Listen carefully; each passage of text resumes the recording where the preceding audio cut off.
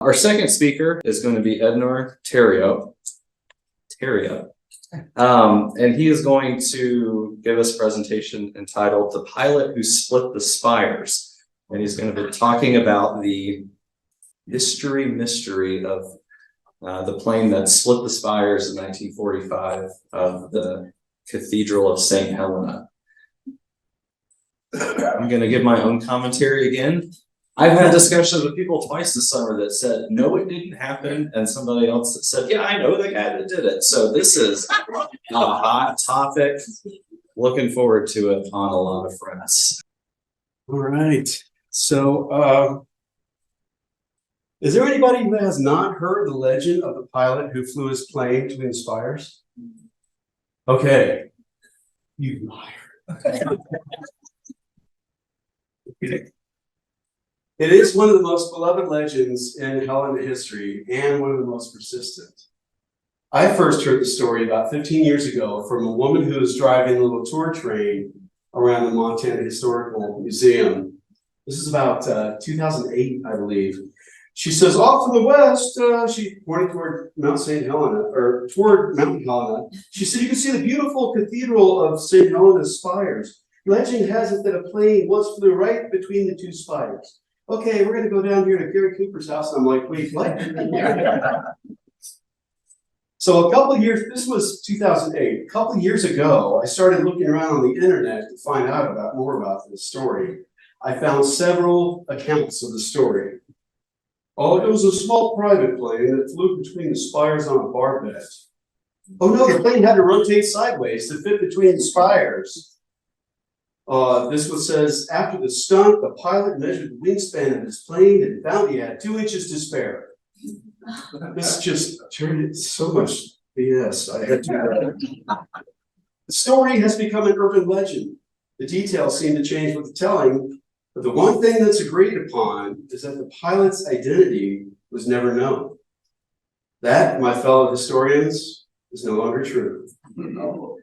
In this presentation, I'll tell you who made the flight, how and why he did it, and why this infamous incident is so difficult to prove or disprove beyond a doubt. First, a little background on the cathedral. Cathedral of St. Helena serves the Roman Catholic Diocese. The cornerstone was laid in 1908, and the cathedral was finished in 1924. Total cost was $645,000. Generous donations from Thomas Cruz. This was before he got into the hotel building business, I guess. And Peter Larson. Helena residents who had made their fortunes in railroading, banking, and ranching paid for the land and much of the construction. If you get the chance to tour this cathedral while you're in Helena, I highly recommend it. It's unbelievable. The Gothic Revival design is based on the Votive Kirche of Vienna, Austria, and the cathedral contains 59 magnificent stained glass windows from the FX Zettler firm in Munich, Germany. The church's dominant feature, its pair of 230-foot-high spires, make it a striking part of Helena's skyline.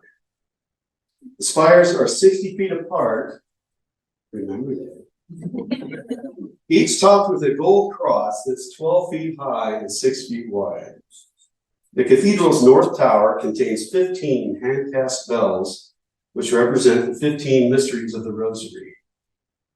The earthquakes in 1935 destroyed most of the south tower.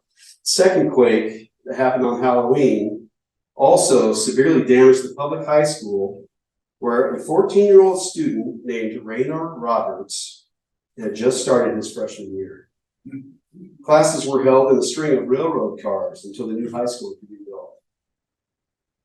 After high school, Raynor, his name is Raynor, R-A-Y-N-O-R. This caught my eye because they take a perfectly good name like Ray and put N-O-R into it. Like Ednor. Anyway. After high school, Raynor attended Carroll College for a couple of years, and then, like his two brothers, would go on to enlist in the Army Air Corps. He was already well into his flight training when the Japanese bombed Pearl Harbor in 1941. I think we all know the story of that, so I won't go into detail on it. Raynor trained in the P-38 Lightning, a two-engine single-seat fighter used as an escort for B-17 and B-24 bombers. And he went to Europe as part of the 474th Fighter Group. The P-38 Lightning, I wish this is the only reason I would have the PowerPoint, is to show you a P-38. It had two bodies and two engines, and the wing went across, and there's a little cockpit right in the middle of the wing. And the two bodies ended at a single tail at the end with two vertical. It was just crazy. So he became just an ace flying the P-38 Lightning. This plane was big enough to carry a bomb, but also maneuverable enough to engage enemy fighters in aerial combat. This was where Raynor shined. Oh, Raynor shined.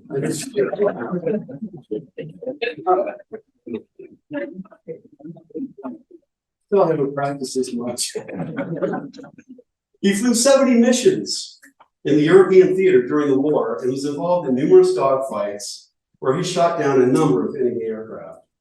His flying skills and incredible bravery made him one of the most decorated Army Air Corps pilots in the war.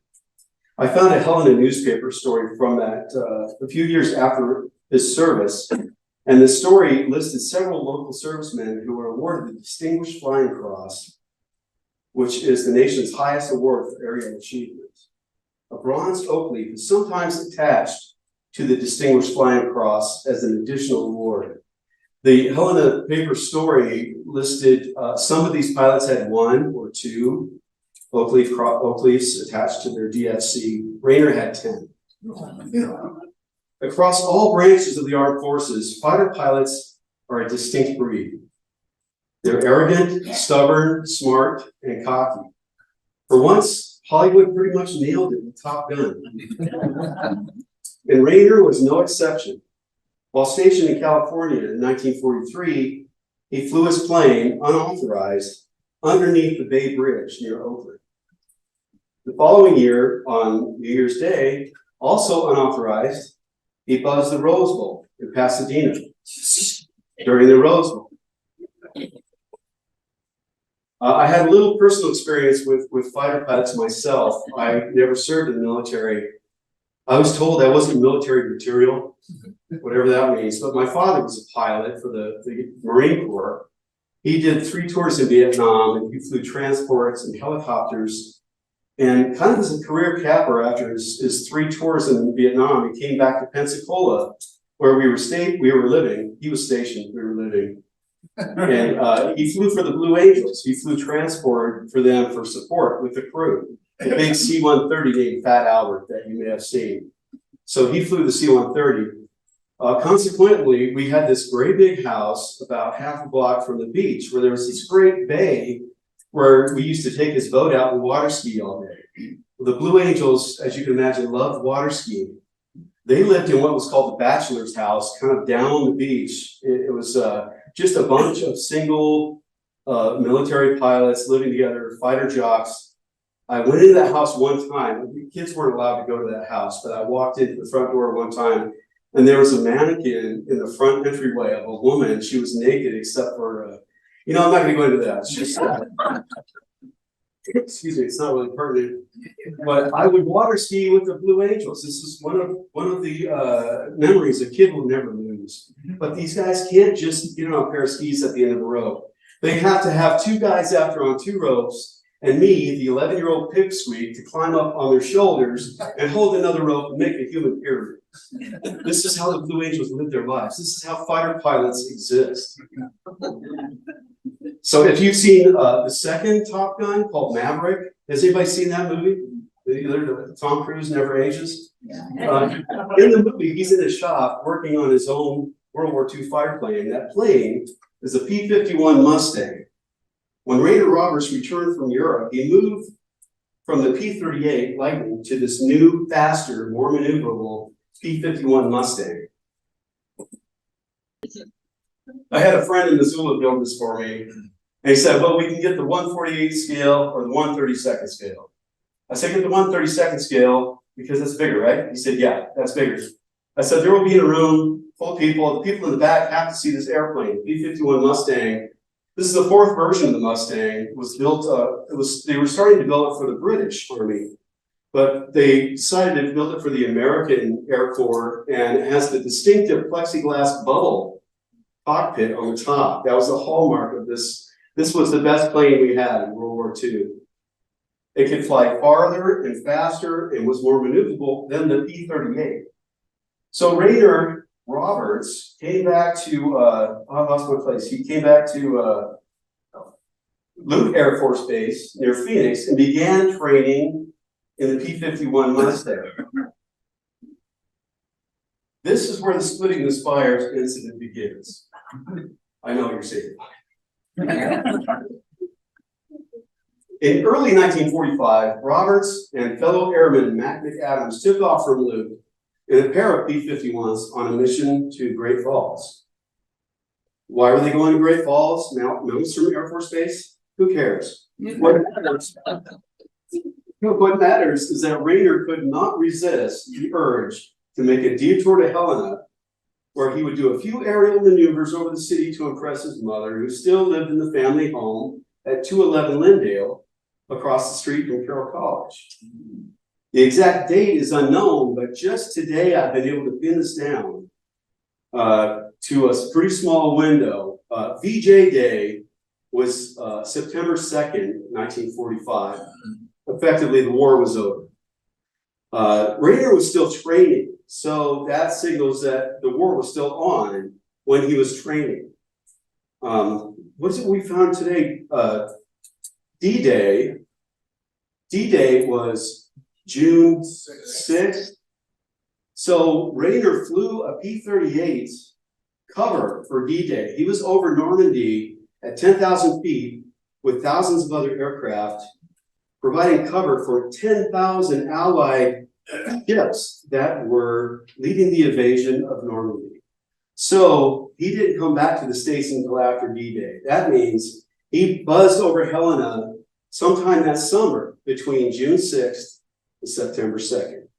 Beyond that, I had the idea of maybe posting some notices around every memory care facility in Helena saying, hey, do you remember, you know what, never mind. Yeah. So that was not a good idea, but it's probably, everything I could find tells me that's when it happened, summer of 1945. This is the version of the incident as was written by Cathedral of St. Helena docent Mark Roberts, and he probably got it directly from Raynor himself. Upon arriving, Raynor wanted to perform for his mother and show her just what he and the P-51 could do. Excuse me, I'm a right-handed pilot. He began flying up towards Mount St. Helena, and as he passed over the top of the mountain, he performed a split S maneuver, where he went like this, and he goes, it sounded just like this. Went back down behind the mountain to make it look like he crashed on the backside of the mountain, giving his mother a heart attack. Next, he swung back around over the scratch gravel hills and flew over her house upside down. Hi, Mom. Just above the rooftops, all unauthorized, and he's already in big trouble. As a final daredevil maneuver, and to this day, he doesn't know why, he flew between the crosses of the Cathedral of St. Helena, where he had attended church services as a boy. Here comes the payoff. But wait!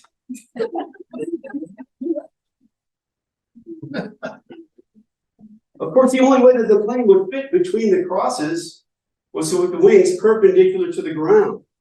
It was that point that he decided he better get out of Dodge. So he and his friend headed to Great Falls to land. He knew that after the performance he had just given, he probably would not receive a very warm welcome in Helena. I've been unable to turn up any photographic evidence, nor could I find any news stories in any Montana newspaper archives, although Raynor's oldest son insists he saw a newspaper clipping and a photo. Finding an eyewitness is nearly impossible. Someone who was 10 years old on that day would be pushing 90 today. The story has been handed down for generations in Helena and became one of the city's most enduring mysteries. There are a lot of skeptics, I know, including some of Raynor's closest friends, some that I spoke with. So did Colonel Raynor Roberts really fly his B-51 Mustang between the spires on that spring day, that summer day in Helena, 1945?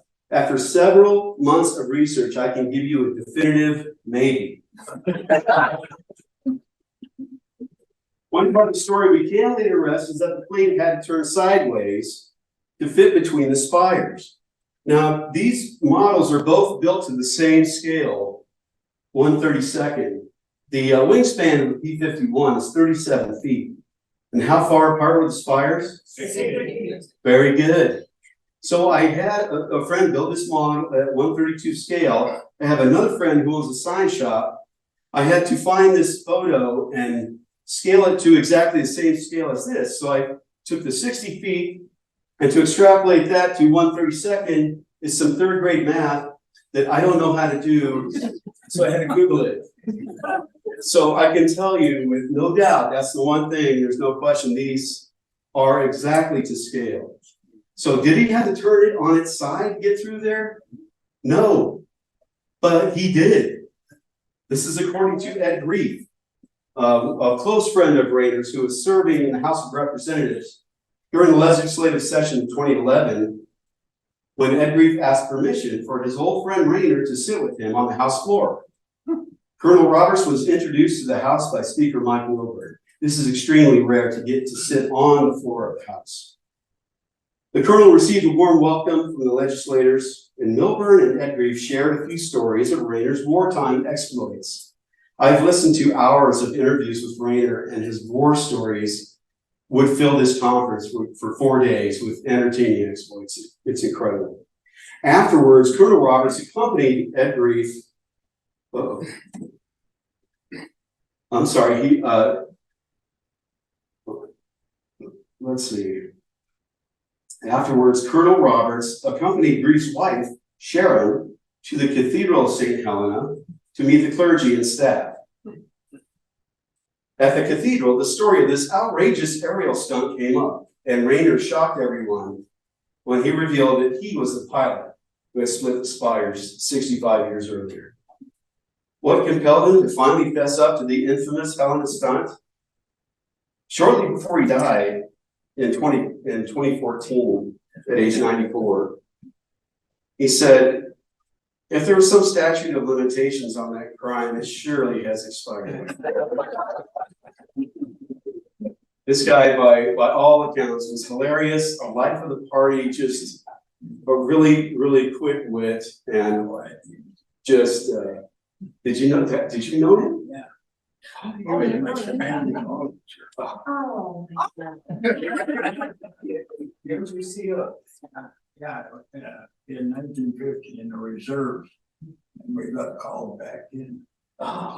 Korean War. Okay. There's going to be a Q&A afterwards, and I have some cues for you today. I'm so glad you're here. In December of 2014, Colonel Raynor Roberts passed away at age 94. After retiring from his illustrious military career, he lived out his years on the Bitterroot Valley Ranch, enjoying his other passion, horses. By all accounts, he continued to be a quick-witted raconteur, the life of the party well into his 90s. I've seen video of him playing harmonica in his church, at 93. Sharon Grief agreed with Raynor that Raynor was a charmer right to the end. She said he was absolutely delightful with an incredible sense of humor. So I want to, I'm happy to answer any questions or battle anybody, but I want to thank you all for coming out here today, because it's been an obsession of mine for a long time. And did I prove it definitively? Definitively, no, but it's hard to prove a negative. So I'm going to end with, there's a great line in the movie, The Man Who Shot Liberty Valance. Is that the greatest Western ever? Yes. I think it might suggest the best way to handle this big mystery from Helena's history. When legend becomes fact, print the legend.